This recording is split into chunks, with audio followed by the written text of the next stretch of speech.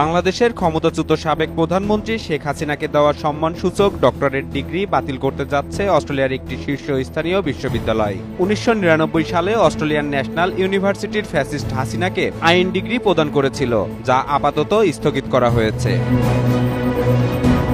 ANU এর বরাতে Australian গণমাধ্যম দ্য ক্যানবেরা টাইমস জানিয়েছে, ডিগ্রি বাতিলের মতো ঘটনা তাদের সাম্প্রতিক ইতিহাসে ঘটেনি, এমন কোনো নজিরও এখন পর্যন্ত তাদের নেই। তবে বিশ্ববিদ্যালয় বর্তমানে এ ধরনের সিদ্ধান্তের জন্য একটি নির্দিষ্ট প্রক্রিয়ার মধ্যে কাজ করছে। পর্যালোচনা শেষে হাসিনার ডিগ্রি বাতিলের বিষয়ে সিদ্ধান্ত নেবে বিশ্ববিদ্যালয়টি।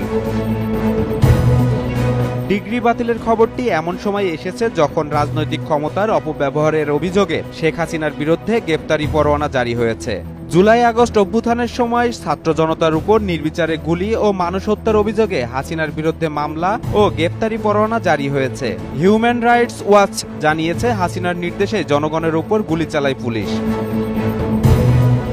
এমন অপরাধ বিবেচনায় নিয়ে শেখ হাসিনার ডিগ্রি বাতিলের বিষয়টি ভাবছে অস্ট্রেলিয়ার ওই বিশ্ববিদ্যালয়।